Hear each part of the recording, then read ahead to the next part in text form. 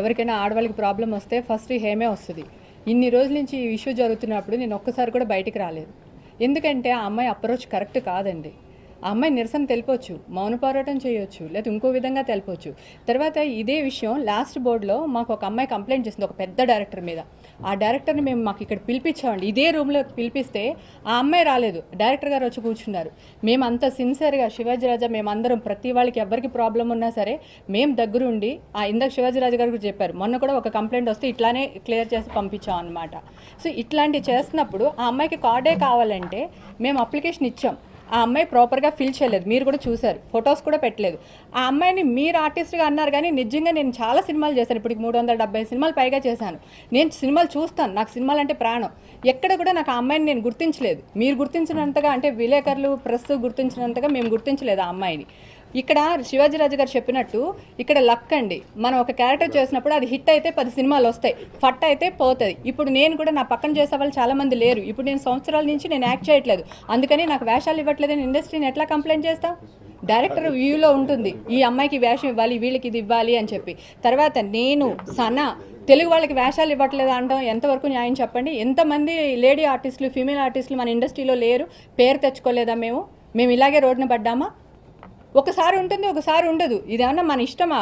నేనే ఉంటాను ఇక్కడ, నాకే కావాలంటే కుదరదండి. శ్రీలక్ష్మి గారు ఉండేవాళ్ళు, ఆవిడ తర్వాత కోవిసళ్ళ గారు వచ్చారు, తర్వాత నేను వచ్చాను, నేను వెళ్తాను, నా బదులు ఇంకొకరు వస్తారు, శ్రీరెడ్డి అవ్వచ్చు, ఇంకొకరు అవ్వచ్చు, వాళ్ళు వేషాలు వేస్తారు, వస్తాయి.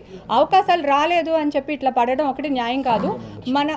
మన మెంబర్షిప్ గురించి మాత్రం ఒకటే చెప్తున్నానండి, మేము అప్లికేషన్ ఇచ్చాం, ఆ అమ్మాయి ప్రాపర్గా ఫిల్ చేయలేదు. తర్వాత మేము 3 నెలలకు ఒకసారి ఈసీ మీటింగ్ పెట్టుకుంటాం. ఈ అమ్మాయితో పాటు ఇంతకంటే ముందు ఇచ్చిన అప్లికేషన్స్ కూడా మా దగ్గర ఉన్నాయి, వాళ్ళకు కూడా మేము ఇంతవరకు చేయలేదు. ఎందుకంటే ఈసీ మీటింగ్లో డిసైడ్ చేసిన తర్వాత యునానిమస్గా అందరూ ఈ ఆర్టిస్ట్ మాకు తెలుసు, ఈ అమ్మాయికి ఇవ్వచ్చు, సినిమాలు చేసింది అన్న తర్వాత మేము కార్డు ఇష్యూ చేస్తాం.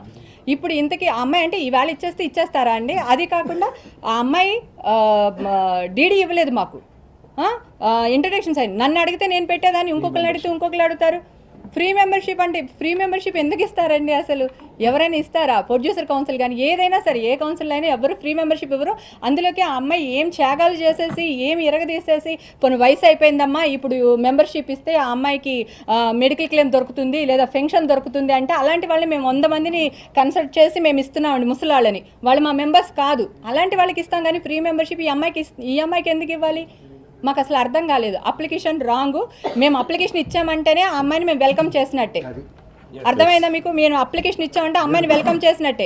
ఆ అమ్మాయి నా దగ్గరకు వచ్చి, అక్కడ నేను అప్లికేషన్ పెట్టాను, దీంట్లో ఇది సంతకం కావాలంటే మీరు ఒకసారి ఇంట్రడక్షన్ సైన్ చేయండి అని అడిగితే నేను పెట్టేదాన్ని, అనితా చౌదరి పెట్టేది, ఇంకెవరైనా మా వాళ్ళు ఎవరైనా పెట్టేవాళ్ళు. అసలు అప్లికేషన్ ఇట్లా ఇచ్చేసి వెళ్ళిపోతే, అంటే నేను పబ్లిసిటీ ఇస్తున్నాను, వీళ్ళు బ్లాక్మెయిల్ చేస్తున్నాను, వీళ్ళు నాకు ఎందుకు ఇవ్వరు అనే అప్రోచ్ ఆ అమ్మాయిలో కనపడుతుందండి. అది నాకు నచ్చలేదు. ఆ అమ్మాయి నాతో ఫోన్లో మాట్లాడింది, అక్క నువ్వు రావాలి, జాఫర్నే ఆడేసుకున్నావు, అలాంటిది ఇంకెంత, నువ్వు వస్తే బాగుంటుంది అక్క అంటే నేను చెప్పాను, నీ అప్రోచ్ నాకు నచ్చలేదమ్మా, నువ్వు నాకు నచ్చలేదు, నన్ను పిలవకు, నేను వచ్చాను అనుకో అదే నీ ఆఖరి ఇంటర్వ్యూ అయిపోతుంది, దయచేసి నన్ను పిలవద్దని చెప్పాను. అప్రోచ్ అస్సలు బాగాలేదండి. తెలుగు అమ్మాయిలు ఎలా ఉంటారండి చక్కగా? ఈ అమ్మాయిని ఒక అక్కగా, ఒక చెల్లిగా, ఒక వదినగా ఎవరిస్తారండి వేషాలు? మీరు ఛానల్లో చూస్తున్నారు కదా అమ్మాయి చేసే బిహేవియర్. అలా అంటే ఇప్పుకుంటే వేషాలు ఇచ్చేస్తారా అండి? అది తప్పు కదా. ఇప్పుడు తెలుగు నా కూతురిని తేవాలనుకుంటాను, లేదంటే ఒక హీరో కూతురు వస్తుంది, లేదా ఒక ప్రొడ్యూసర్ కూతురిని తేవాలనుకుంటాడు. ఇలాంటి ఇండస్ట్రీలోనే మేము ఉన్నాము అని మాకే సిగ్గుగా ఉంది. ఈ అమ్మాయి చెప్పబట్టి ఇవి ఇంత బ్యాడ్ మా ఇండస్ట్రీ అనిపిస్తుంది మాకు. దయచేసి ఆ అమ్మాయిని మేము ఎంకరేజ్ చేయదలుచుకోలేదండి. మేము అందరూ యునానిమస్గానే డిసిషన్ తీసుకున్నాము. ఈ డిసిషన్ 800 మెంబర్స్ ఎవరైతే ఉన్నారో అందరూ కలిసి డిసిషన్ తీసుకున్నాము. ఇండివిజువల్ డిసిషన్ కాదు, ఇది అందరూ కలిసి తీసుకునే డిసిషన్. ఈ డిసిషన్లో ఆడవాళ్ళు మేము అందరం కూడా దగ్గరుండే చేశాము. మాకు ఈ అమ్మాయి అప్రోచ్ నచ్చలేదు. హాయ్ ఫ్రెండ్స్, మా టుడే టుమారో యూట్యూబ్ ఛానల్ చూస్తున్నందుకు చాలా థ్యాంక్స్. మరిన్ని లేటెస్ట్ వీడియోస్ కోసం వెంటనే సబ్స్క్రైబ్ చేయండి. అలాగే ఈ బెల్ ని కూడా రింగ్ చేసేయండి. మా నోటిఫికేషన్స్ అన్ని మీ మొబైల్లో వస్తాయి. అలాగే మా వీడియోస్ మీకు నచ్చితే లైక్ చేయండి, షేర్ చేయండి, నచ్చకపోతే కామెంట్ చేయండి.